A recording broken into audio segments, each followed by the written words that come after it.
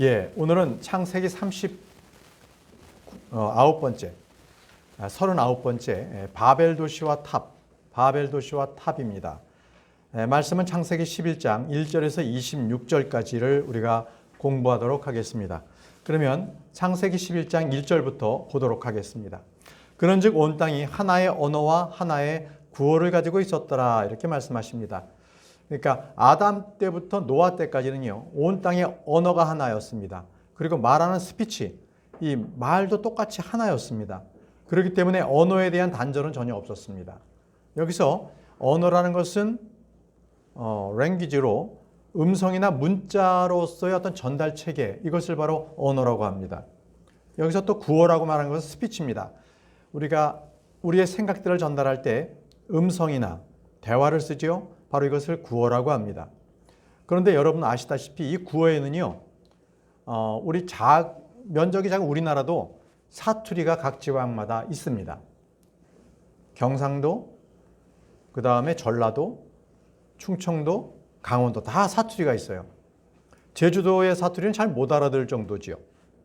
근데 여러분, 이 아담부터 노아까지는 이 사투리도 없었다는 겁니다. 완전히 다 모든 것들이 하나였습니다. 그래서 그때 그 당시에는 완벽한 의사소통이 다 가능했던 겁니다. 자, 2절 보겠습니다. 그리고 그들이 동방에서부터 여정을 떠났을 때 이러한 일이 있었으니 그들이 시날 지역 가운데 있는 평야를 발견하였더라. 그리하여 그들이 거기에 거하였더라 라고 말씀하십니다. 여기서 동방에서부터 여정을 떠나서 시날 지역 가운데 있는 평야를 발견하였다. 이것은 함의 아들들을 말합니다. 바로 창세기 10장 10절을 보게 되면 그리고 그의 왕국의 시작은 시날 지역 가운데 있는 이라고 나오죠. 바로 함의 아들들이었습니다. 함의 아들들이 바로 이렇게 그 왕국을 시날 지역으로부터 시작을 했습니다. 바로 림롯의 왕국이 시작된 것이죠. 자, 그럼 여기서 먼저 우리가 규명해야 될 것이 있는데, 동방에서부터 여정을 떠났다라는 것은 이게 잘못 이해해서 동쪽에서 시작해서 서쪽으로 갔다 이렇게 하는 것이 아니라 그 지역의 이름이 동방지역이었습니다. 동방지역. 그 지역은 어딘가? 바로 유프라테스 강과 그 티그리스 강이 있는 그 상류 지역. 거기가 뭐가 있어요? 바로 아라랏산이 있었습니다. 그러니까 노아의 방주가 안착되어진 바로 거기서부터 민족들이 형성이 됐는데, 함의 아들들이 이제 그 동방이라는 그 지역으로부터 떠났어요. 어디로? 시날 지역으로. 그걸 말씀드리는 겁니다. 그래서 지금 저 위쪽, 북쪽에서부터 남쪽으로 내려왔고요.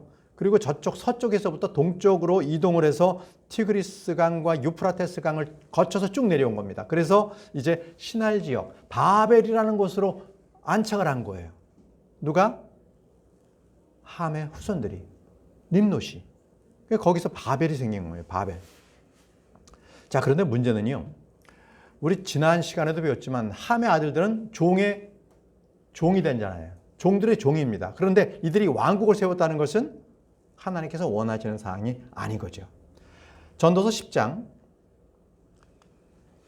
5절에서 7절 말씀에 내가 해 아래에서 보아온 악이 있는데, 악이 있다는 거예요. 악이 어떤 거냐? 그것은 치리자에게서 나오는 과와 같으니 어리석은 짓이 대단한 위험 가운데 놓이는 것. 그러니까 종들이 왕이 되는 거예요. 어리석은 짓들을 하는 사람들이 대단한 위험 가운데, 왕의 위험에 앉아 있는 것. 그러니까 시날 땅에 있던 림롯의 왕국을 말씀하시는 거예요. 이런 게. 그러니까 왕으로서 일어서면 안 되는 자들이 왕으로 일어서게 되면 하나님께서 그래서 악을 보는 거예요. 부자가 낮은 위치에 앉은 것이라. 부자는 자기의 위치가 있는 낮은 위치에 앉는 거예요. 그러니까 도리어 종이 자기 위에 있는 이상한 그러한 체계가 된다는 것이죠. 그래서 말씀하시죠. 말들을 탄 종들과 종들처럼 땅 위를 걸어다니는 통치자들을 내가 보아왔노라. 이런 것들은 악한 겁니다. 자기의 자리가 아니라는 거죠. 이것이 바로 주님께서 바로 림롯이 왕국을 세운 것에 대한 분명한 그들의 악을 말씀을 하신 것입니다. 자, 다음 절 보겠습니다. 창세기 11장 3절입니다. 그런 다음에 그들이 서로에게 말하기를 자 우리가 벽돌을 만들고 그것들을 철저히 굽자 하였더라. 그리하여 그들이 벽돌로 돌을 대신하였으며 질흙으로 교니 반죽을 대신하였더라라고 나옵니다. 자, 여기서 교니 반죽이라는 말씀이 새롭게 나옵니다. 이것을 개역개정에서는 진흙이라고 표현했고요. 한킹이나 흠정역이나 근본역은 회반죽이라고 표현했습니다. 표준역만 교니 반죽, 몰터를 교니 반죽이라고 했습니다. 자, 그러면 이 차이를 한번 말씀을 드리겠습니다. 진흙과 회반죽과 교니 반죽은 어떤 차이가 있느냐? 진흙은 여러분들이 잘 아시다시피 빛깔이 붉고 그리고 찰진 그런 흙을 말합니다. 찰흙을 말합니다. 회반죽은요, 횟가루 있잖아요. 석회가루는 물을 짓이긴 거를 회반죽이라고 합니다. 교니 반죽은 뭐냐? 건설 때 쓰는 횟가루를 말합니다. 그러니까 시멘트라고 생각하시면 됩니다. 그것은 시멘트하고 모래를 잘 섞어서 물에 으깨면, 그래서 놔두면 그게 단단하게 굳잖아요. 그걸 교니 반죽이라고 합니다. 그래서 이 교니 반죽을 쓴 것은 바로 피라미드를 건설할 때 교니 반죽을 썼어요. 자, 출애굽기 1장 13절에서 14절에 그들이 왕의 그 도시를 건설할 때 이렇게 합니다. 그리하여 이집트인들이 이스라엘 자녀들을 혹독하게 섬기도록 하였더라. 그러면서 그들은 교니 반죽으로 하는 일과 벽돌로 하는 일과 이렇게 하면서 교니 반죽이 나와요. 이 교니 반죽이라는 것은 바로 그 당시에 이집트를 지었을 때 이 교니 반죽으로서 돌과 돌 사이를 메웠거든요. 근데 실질적으로 이집트는요, 그 반죽을 무엇으로 했는지 연구해 봤더니 그것이 바로 교니 반죽이었다는 것이 검증이 되었습니다. 자, 그래서 이 교니 반죽이 그렇게 사용을 했고요. 자, 그들이 돌을 대신해서 벽돌을 쌓았다죠. 그들이 벽돌로 돌을 대신했다고 합니다. 그러면 벽돌과 돌, 이것은 하나님의 관점에서 보는 것은 무엇이냐라는 것입니다. 주님은요, 여러분도 아시다시피 제단을 쌓을 때 사람의 손이 가는 것으로 제단을 쌓지 말라고 했습니다. 있는 자연 그대로의 돌을 연장을 대지 말라고, 제단은 연장을 대지 말라고 하셨습니다. 왜냐하면 사람의 손이나 땀이나 노력이 들어간 그렇게 가공된 돌은 주님께서는요, 그것을 종교적인 행위, 육신적인 행위로 보시기 때문에 그것을 가증한 것이라고 말씀하십니다. 출애굽기 20장 25절 말씀에 그리고 만일 내가 나에게 돌로 제단을 만들려 한다면 너는 다듬어진 돌로 그것을 쌓지 말지니라 라고 했습니다. 다듬어진 돌이 무엇일까요? 사람의 손으로 다듬는 거예요. 정으로 깨고 으깨고 그렇게 해서 평평하게 만든 그 돌, 다듬어진 돌을 쌓지 말아라. 사람의 손으로 이렇게 만들어진 그런 돌로서 제단을 만들지 말라는 거예요. 왜요? 이는 내가 너의 연장을 그것 위에 들어 올린다면 내가 그것을 오염시킨 것이기 때문이라고 말씀하십니다. 사람의 노력과 수고와 땀이 들어간 것은 결국 종교적인 행위로서 너희들이 하는 것이기 때문에 그것은 오염됐다는 거예요. 하나님께 바치는 것은 오염되지 않은 것을 바치시기를 원하시는 것이죠. 사람들이 조각을 하거나 다듬어지는 그 제단은 주님께서 원치 아니하신다는 거예요. 그건 오염된 것이다라고 말씀하십니다. 또 보실게요. 신명기 27장 5절에서 6절에서 동일한 말씀이 나옵니다. 그리고 너는 거기서 주 너의 하나님께 제단을 쌓되 돌들로 된 제단을 쌓을지니라 하셨습니다. 그러면 어떤 돌들인가? 너는 그 돌들 위에 어떤 철 연장도 들어 올리지 말지니라. 철 연장을 그 돌을 다듬지 말라는 것입니다. 너는 통으로 된 돌들로, 그러니까 딱 돌 그 자체, 큰 돌 하나로서 제단을 만들라는 것이죠. 통으로 된 돌들로 주 너의 하나님의 제단을 쌓을지니라 라고 하셨습니다. 그래야 너는 그 위에 주 너의 하나님께 번제물들을 바칠지니라. 자, 정리됐죠? 하나님께서 원하시는 그 제단은 그냥 통돌입니다. 통돌. 그래서 사람의 연장이 거기에 어떠한 작업도 하지 않은 그러한 제단을 말씀하고 있습니다. 자, 다음 구절입니다. 창세기 11장 4절을 말씀 보겠습니다. 자, 그리고 그들이 말하기를, 자, 우리가 우리를 위하여 하나의 도시와 하나의 탑을 건설하여 탑의 꼭대기가 하늘까지 도달하게 하자. 그리고 우리가 온 땅의 표면에 널리 흩어지지 않도록 우리가 우리를 위하여 하나의 이름을 만들자 하였습니다.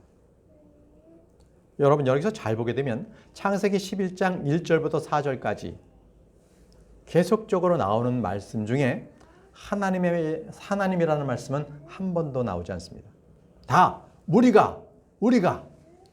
위하여 이렇게 지금 계속 나오는 거죠. 그 얘기 뭡니까? 바로 이들은 하나로 뭉쳐서 하나님을 배제한 자기끼리 하나의 세계 정부를 구축하고자 하는 것이었습니다. 세계 정부를 구축하자. 그러면 그 세계 정부를 구축하는 그 목적은 무엇인가요? 여기 나옵니다. 첫 번째가 자신들의 탑의 꼭대기가 하늘까지 도달하게 하는 것. 첫 번째입니다. 두 번째, 자신들이 온 땅에 흩어지는 것이 아니라 하나로 뭉치는 거예요. 세 번째가 자신들을 위해서 하나의 이름을 만드는 것이었습니다. 하나의 이름으로 우리가 하나로 한 국가로서 하나에 모이자라는 것입니다. 이건 뭡니까? 셋째 하늘에 계신 하나님에 대한 도전이었습니다. 그 명령에 대한 불복종이었습니다. 그들은 교만했습니다.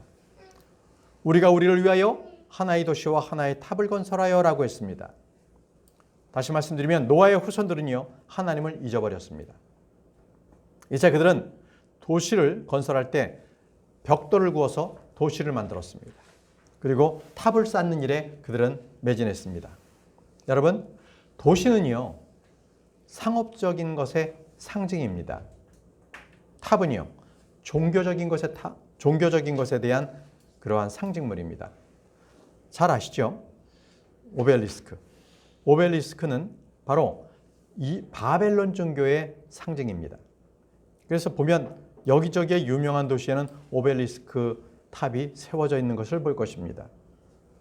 그래서 탑은요, 어느 나라나 종교적인 목적과 이방신을 숭배하기 위해서 만들어 놓은 것입니다.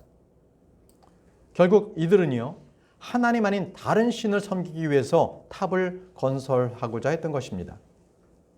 그리고 도시도 마찬가지입니다. 우리도 역시 도시 가운데 살지만 주님은 도시를 원치 아니하셨습니다. 바로 도시에 모여 살게 되면 하나님께서 만드신 이 땅과 하늘에 대한 그 모든 것들이 도시에서 사는 사람들끼리만 보기 때문에 하나님의 만드신 모든 창조물들을 잊게 됩니다. 하나님을 잊게 된다는 것이죠. 자, 그들에 대해서 하나님은 어떻게 말씀하셨나요? 이사야 5장 8절입니다. 이사야 5장 8절, 틈이 없어질 때까지 집에 집을 잇고 밭에 밭을 놓아 자신들이 땅의 중심에 홀로 자리하게 되는 자들에게 화가 있기를 바라노라. 자, 틈이 없을 정도로 건물과 건물을 다닥다닥 짓습니다. 상가와 상가를 다닥다닥 짓습니다. 밭과 밭도 그렇게 만들어 놓죠. 이것이 바로 도시화를 하는 상업적 도시의 인간적인 특색입니다. 그들에게 주님께서 말씀하십니다. 화가 있기를 바란다고 말씀하세요. 주님께서는 도시를 원하시는 게 아니었습니다. 도시를 처음 만든 자가 누굽니까? 가인이었습니다. 가인이 하나님을 떠나서 자기 세계, 자기 왕국을 만들었던 첫 번째가 바로 가인의 도시였습니다. 두 번째는요, 림롯이었습니다. 림롯이 바로 신할 땅에 바벨 도시를 세웠던 것입니다. 그것은 자기의 왕국이었다고 나오죠. 여러분, 유럽 같은 데 여행하다 보면 어느 도시에나요, 그 도시의 가장 가운데는요, 탑이 있습니다. 탑을 중심으로 해서 광장이 형성되고요. 그곳에 사람들이 모이게 됩니다.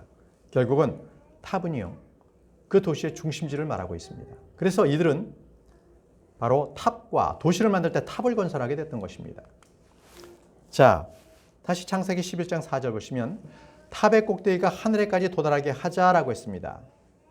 하늘에까지 도달하게 하자. 그래서 우리가 온 땅의 표면에 흩어지지 않도록 우리가 우리를 위하여 하나의 이름을 만들자라고 했죠. 결국은 도시와 탑을 쌓는 동기와 목적이 잘못됐다는 것입니다. 하나님을 위해서가 아니라 결국은 자신들의 그러한 하나의 교만함을 나타내기, 자신들의 영광을 나타내기 위해서 도시와 탑을 만들자라는 것입니다. 자, 여기서 탑의 꼭대기가 하늘까지 도달하게 하자라고 했던 것입니다. 여기서 하늘까지 도달하게 하자라는 것이 이게 무슨 우주를 뚫고 나가자는 것은 아니죠. 분명히 하늘과 통과하는 문은 있습니다. 그러나 이들이 지금 추구하고자 하는 것은 탑을 높게까지 해서 어떻게 하면 저 구름까지 저 위에까지 한번 가볼 수 있을까? 한번 우리가 도전해보자. 하나님의 그 위엄에 도전해보자라는 것입니다. 왜요? 구름은 뭐였어요? 하나님의 임재였습니다. 하나님의 임재는 항상 구름 가운데 나타나요. 구름을 한번 올라가 보자라는 겁니다. 여러분들, 우리 지금 석천동이죠. 송파구, 서울에 거기 롯데 타워가 있잖아요. 거기가 106층인가요, 이게? 굉장히 높은데 그런 식으로 그냥 하나의 마천루가 되는 거죠. 그냥 높게 쌓아보자라는 것입니다. 바로 하늘을 찌르듯이 그렇게 한번 올라가 보자라는 것입니다. 그래서 여기 도달하게 하자, 매일 리치, 한번 도달할 수 있도록 한번 가능성을 가지고 한번 우리가 한번 해보자라고 그들은 얘기했던 것입니다.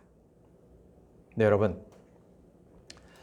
자, 이들이 결국은 탑을 쌓는 목적은 이거였습니다. 높게 쌓아서 하나님에 대한 어떤 권위에 대적하자라는 것이고, 탑이 높으면 그들은 다른 곳에 가서도 탑을 보고서 흩어지지 않겠죠.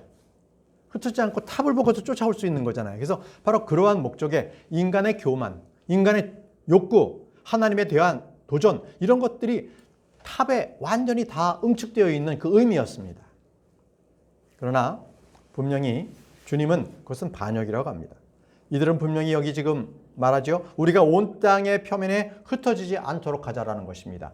이것은 하나님의 명령에 불복종한 것입니다. 분명히 주님께서 창세기 9장 1절에 너희들은 땅을 다시 채우라고 하셨지 한쪽에 모여가지고 너희들끼리만 이렇게 한 지역에서만 살라고 했던 것이 아니었던 것입니다. 자, 하나님에 대한 말씀에 대한 반역은요, 바로 이스라엘 백성들이 가나안 땅을 정탐하고 온 뒤에 거기에 10명의 치리자들은 다 아이고 아낙 자손들은 거인이고 우리는 그냥 풀무치 같아, 이렇게 했잖아요. 그러자 그들에 대해서 여호수아와 갈렙이 어떻게 말했습니까? 단지 그들의 의견이 아니라 그들은 하나님을 반역했다고 얘기합니다. 민수기 14장 9절에 너희는 주를 반역하여 대적하여 반역만은 하지 말라. 또한 너희는 그 지역의 백성을 두려워하지도 말라. 이렇게 했습니다. 그들이 하나님께서 주시겠다고 하는 가나안 땅을 자기 스스로 포기해버리고 만 거예요. 그들은 거인이고 우리는 풀무치와 같다고 자기들 스스로를 비하하고 만 것이죠. 자, 바로 그들이 신할 땅에서 자기들의 도시를 만들 것은 바로 하나님에 대한 반역을 일으킨 것입니다. 자, 다시 말씀으로 돌아와서요.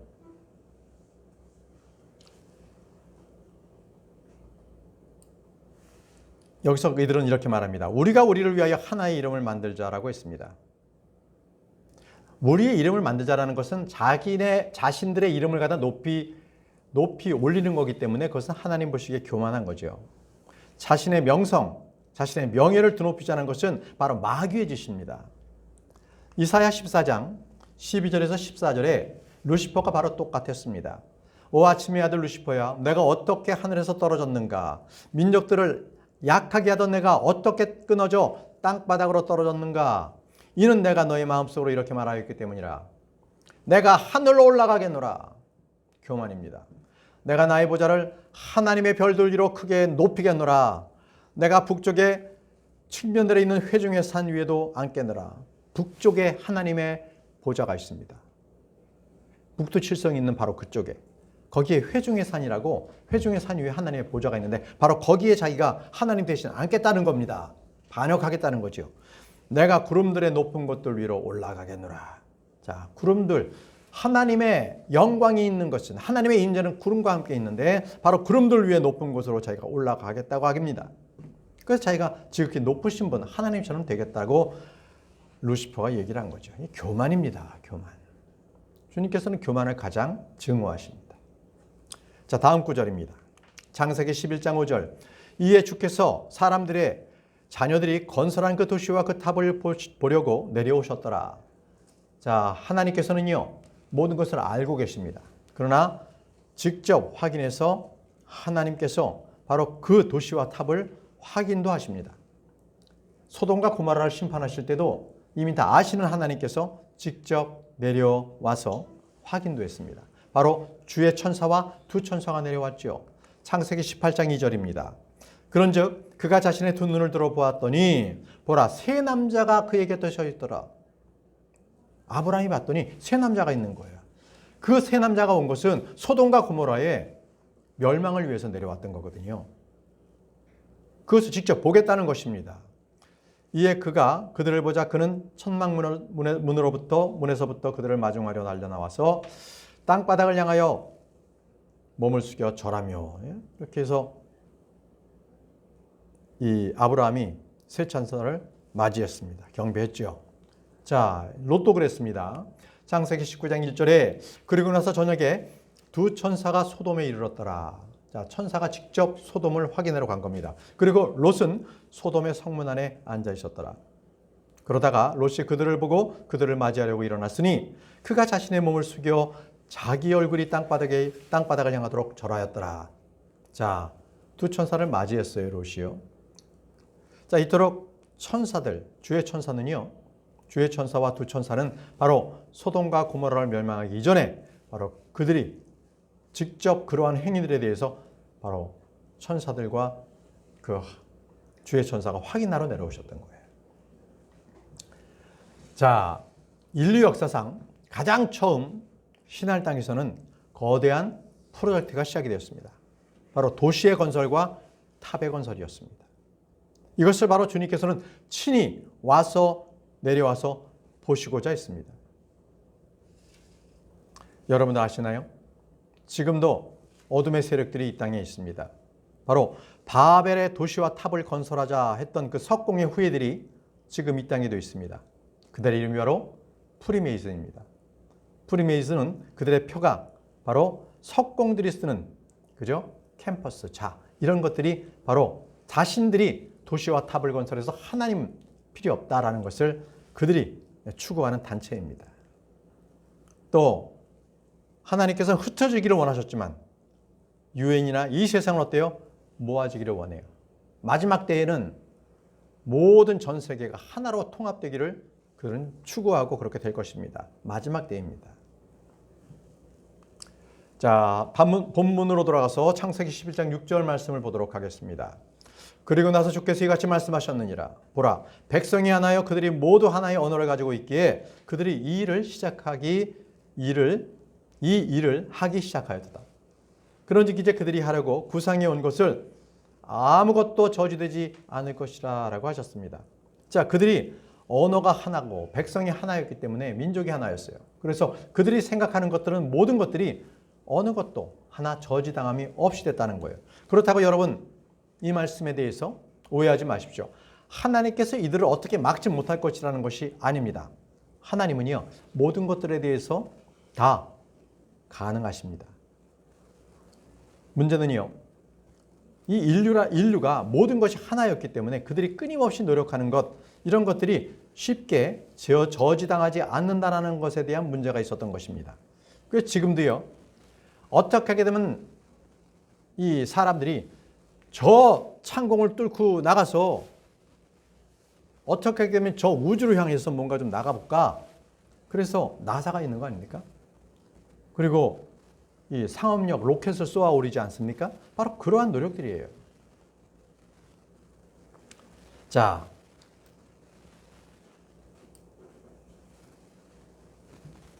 하나님께서는요, 이 인간의 능력을 알았습니다.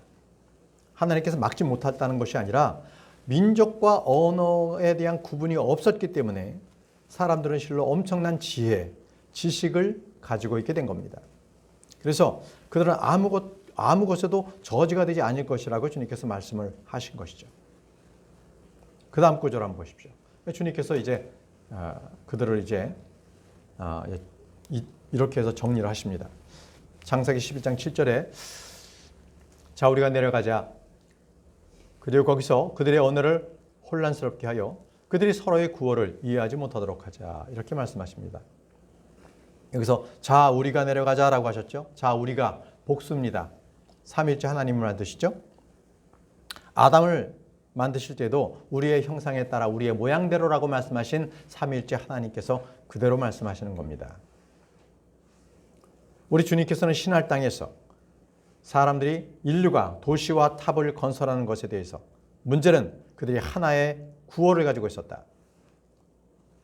그래서 그들의 언어를 혼잡스럽게 하는 것으로서 그들을 흩어 놓으셨습니다. 왜 흩어 놓으셨습니까?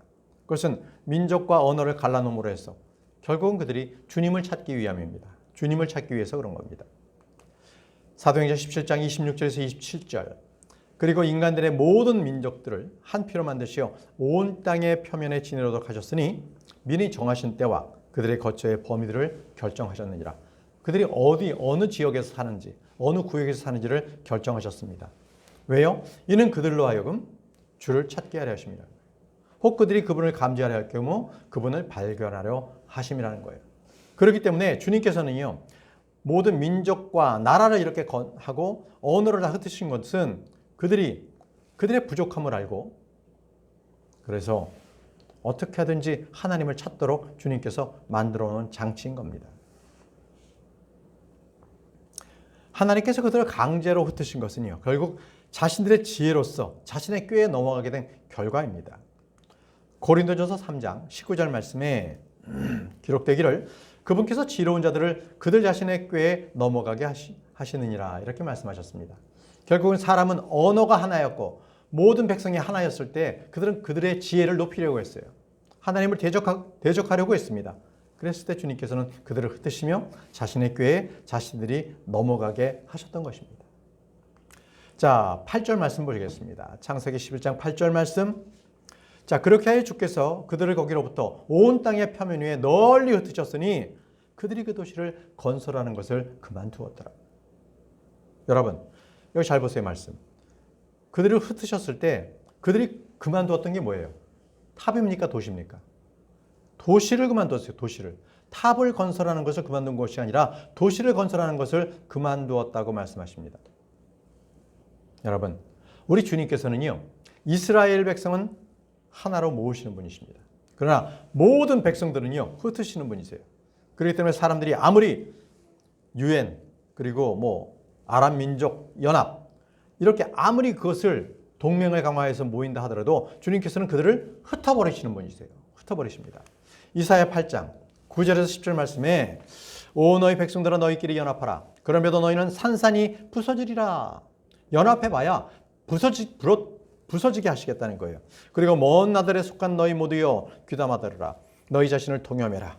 그럼에도 너희는 산산이 부서지리라. 너희 자신을 동염해라. 그럼에도 너희는 산산이 부서지리라. 함께 논의하라. 그럼에도 그 일은 수포로 돌아가리라. 말을 내뱉으라. 그럼에도 그 말은 서지 못하리라. 이는 하나님께서 우리와 함께 계시기 때문이라. 하나님은요, 사람들이 연합하는 것, 함께 모여서 동요하는 것 다 싫어하십니다.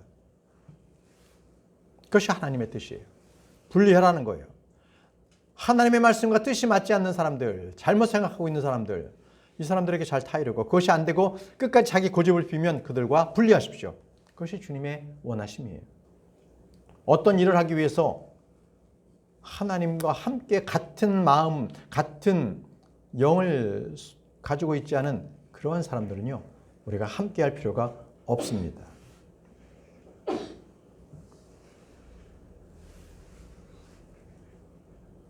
하나님께서는 언제든지 모든 사람들이 하나님과 함께 하시기를 원하세요.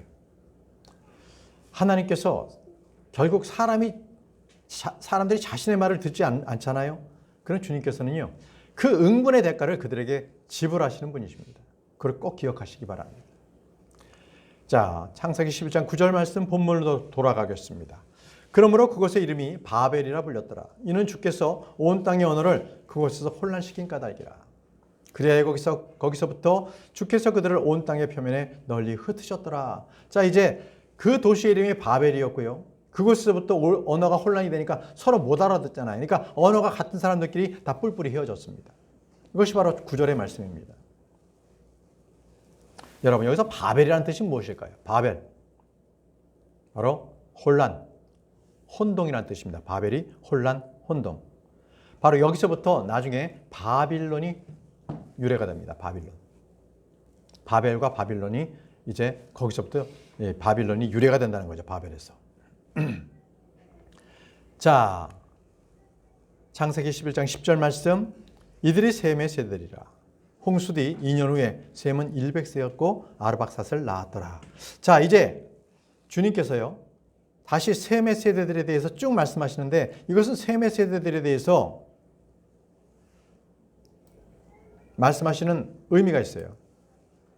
이 계보는요, 창세기 11장 10절에서부터 쭉 32절까지 나오는 이 말씀의 계보는요, 아브라함을 포커스로 하는 거예요. 아브라함을.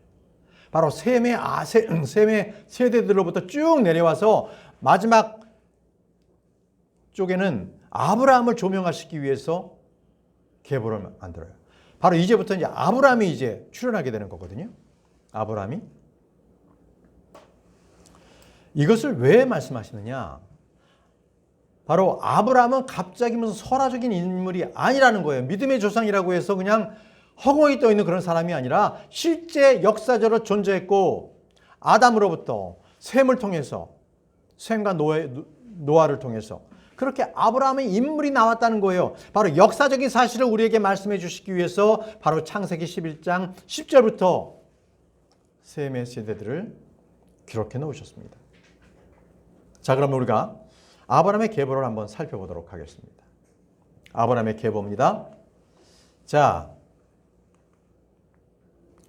셈에서부터 아브라함의 계보입니다. 셈에서부터 창세기 11장 11절에서 15절.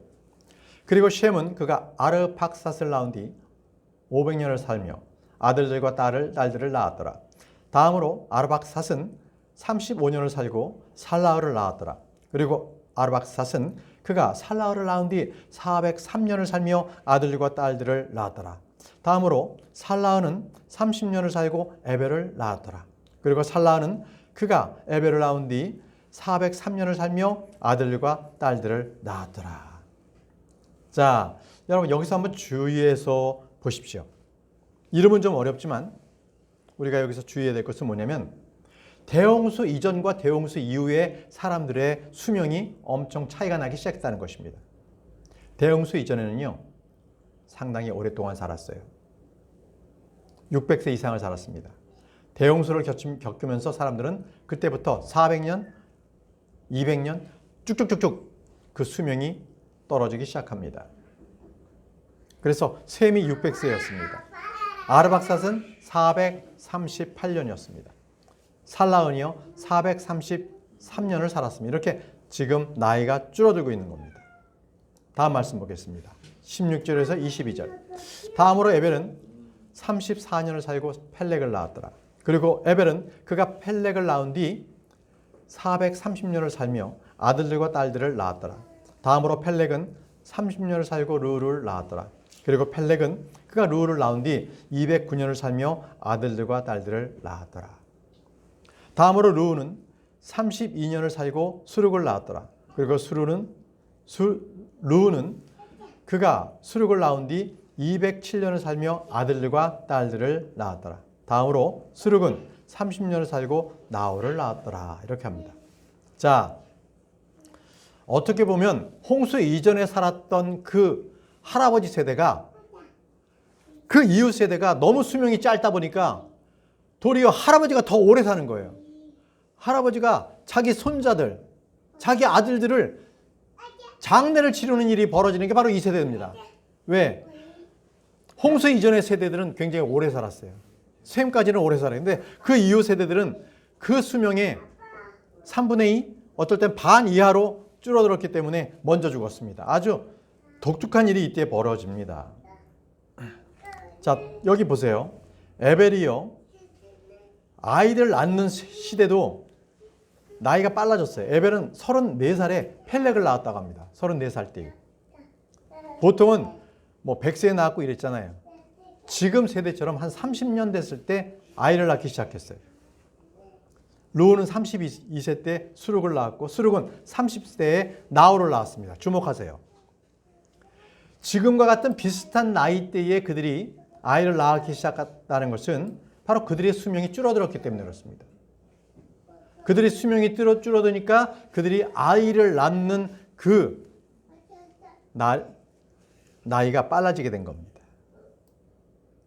자, 지금 우리는 창세기 11장에 있어서 아주 독특한 변화를 우리가 보고 있는 거예요. 노아 홍수 이전과 이후에 상당히 많은 변화가 있다. 수명의 변화가 있다. 이것을 우리가 지금 보고 있는 겁니다. 자, 다음 구절 보겠습니다. 창세기 11장 23절에서 26절입니다. 그리고 수륙은 그가 나홀을 낳은 뒤 200년을 살며 아들들과 딸들을 낳았더라. 다음으로 나홀은 209년을 살고 테라를 낳았더라. 그리고 나홀은 그가 테라를 낳은 뒤 119년을 살며 아들들과 딸을 낳았더라. 다음으로 테라는 70년을 살고 아브람과 나홀과 하란을 낳았더라. 자, 드디어 아브람이 나왔습니다. 아브람이 나왔어요. 아브람. 자, 지금 여기서 지금 이 아브람 중심으로 해서 나홀, 테라 이렇게 해가지고 3대를 지금 이렇게 우리가 볼 수가 있습니다. 근데 여러분 우리가 지금 쭉 보면서 펠렉, 루, 수룩 이거는 굉장히 중간에 있는 그러한 그 사람들의 이름은 우리가 잘 기억하지 못합니다. 왜냐하면 셈의 세대를 기억하면서 이들이 어떻게 영적 상태로 살았는지는 기록되어 있지 않습니다. 아마 제 생각에는 하나님을 찾지 않았던 세대임에 분명하다고 생각합니다. 왜냐하면 그것은 테라 그리고 아브람을 봤을 때 그렇습니다. 그들은 아브람은 믿음의 선조였지만 그들이 저 갈대아 우르에 살 때는 그들은 우상을 숭배했어요. 보실까요? 여호수아서에 그렇게 기록되어 있습니다.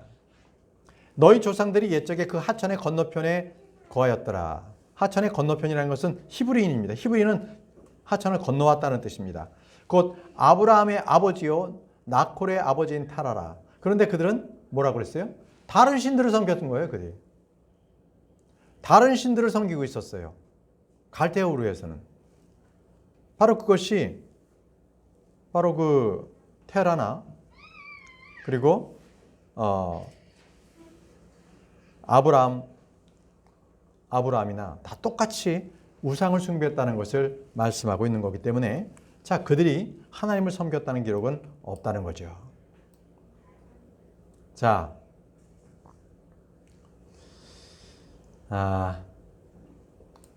여기서 지금 잠시 말씀드리면 수룩은요, 히브리어로 확고함이란가, 힘 이런 뜻이고요. 나홀은 찌르는 자, 헐떡임 이런 뜻입니다. 테라는요, 돌아감, 지체함 이런 뜻을 지금 테라는 가지고 있습니다. 이제 나홀은 29살 때에 테라를 낳았습니다. 그런데 이제 독특한 것은 30세 전후에서 아들, 딸들을 낳았는데 갑자기 테라에 와가지고는요, 그가 70세에 자녀를 낳습니다. 70세. 테라는 70년을 살고 아브람과 나홀과 하란을 낳았더라. 늦은 나이에 아이를 낳은 거예요. 그때 70세면. 그때는 벌써 지금처럼 30세 때 전후에서 아들, 딸을 낳았었거든요. 늦게 낳은 겁니다. 자, 이제 말씀을 보시면은 70세에 아브라함과 나홀과 하란을 낳았는데 여러분, 아브라함이 첫째예요? 나홀이 둘째고 하란이 셋째입니까? 그렇지 않습니다. 나홀이 장남이에요. 그러니까 테라가 70년을 살고 낳은 것은 나홀이 낳은 거예요. 나홀이 장남이기 때문에 70세에 낳은 겁니다.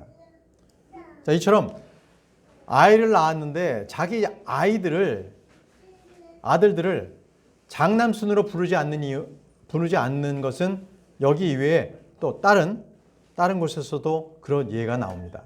난 순서대로 기록되지 않는 거예요. 하나님 보시기에 중요 순서대로 기록해 놓으신 거예요. 창세기 5장 32절. 그리고 나서 노아는 500세가 되었더라. 그리고 노아는 셈과 함과 야펫을 낳았더라. 자, 노아가 500세가 되었을 때 셈을 먼저 낳고 그 다음 함을 낳고 야펫을 낳은 게 아니라는 거예요. 이들은 연장자 순으로 난 게 아니에요. 야펫은 분명히 바로 노아의 첫째 장자입니다. 장자예요. 그리고 셈은요, 그 형제 야펫의 동생이라고 분명히 성경에 기록되어 있습니다. 그래서 셈이 장자가 아닙니다.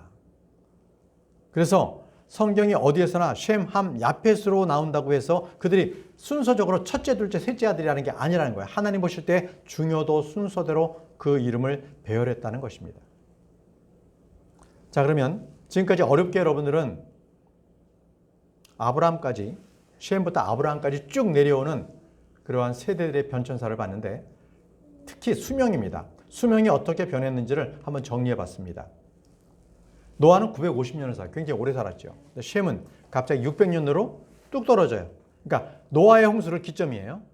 그 다음에 아르박삿 그 아들은 438. 그 다음 살라우는 433. 에벨은 464. 바로 펠렉에 가서 200년대로 떨어집니다. 239. 아브라함 때는 175년으로 뚝 떨어져요. 수명이 엄청나게 지금 줄어들고 있는 거예요. 지금 그래서 우리가 지금 한 80세. 7, 80세가 지금 우리 시대의 연한입니다. 삶의 연한입니다. 왜 이랬을까요? 왜 이렇게 수명이 줄어들었을까요? 이것은 대홍수 이전과 이후에 세상의 환경이 달라졌다는 것입니다. 달라졌어요. 그래서 대홍수 이전에는 야채만 먹어도 살았거든요. 그 대홍수 이후에는 동물도 먹으라고 주님께서 말씀하셨어요. 이제는 영양 섭취가 동물까지 먹어야만 되는 그러한 자연 환경에 변화가 있었다는 것입니다. 자, 이제 노아를 생각해 보세요. 노아는 950년을 살았는데 지금 시대는 100년을 못 살잖아요. 수명이 10분의 1을 줄었다는 거예요. 그 시대에 비하면 10분의 1을 줄었다. 그러면 이제 앞으로 올 세상에서는요. 다시 한번 사람이 1000년 이상을 막 살게 되는데 그때는 100년을 산 사람이 죽었다 그러면 어린아이가 죽었다는 어린아이가 죽었다. 그 시대가 옵니다. 이사야 65장 20절 말씀에 그때부터는 더 이상 며칠밖에 살지 못하는 유아가 한 명도 없을 것이요 자신의 날들을 채우지 못한 노인이 한 명도 없으리라. 이는 아이가 100세 죽을 것이기 때문이라. 자, 아이가 100세 죽는다는 거예요. 언제? 천년왕국 때. 바로 이때 다시 노아의 홍수 이전 시대가 다시 돌아야 합니다. 그것이 바로 천년왕국의 회복된 땅입니다. 그때 사람들의 수명도 다시 늘어나게 될 것입니다. 자, 오늘 우리는요. 이 성경을 통해서 역사적인 사실인 것을 우리가 공부했습니다. 우리는 믿음의 눈으로서 이 말씀들을 볼 때 그것을 사실로 받아들일 수가 있습니다. 그래서 우리는요.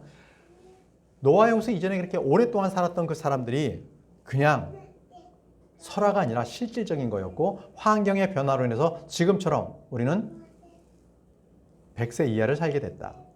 그러나 다시 한번 천년왕국이 됐을 때 우리는 오랫동안 연수로 살고 그때 사람들이 우리는 영원히 삽니다. 이런 시대가 다시 도래해야 한다. 다시 말씀드리면 말씀을 붙잡고 살면 이것이 믿음의 실제로 보인다는 것입니다. 자, 오늘은 여기까지 성경 공부하도록 하겠습니다. 기도하고 마치겠습니다.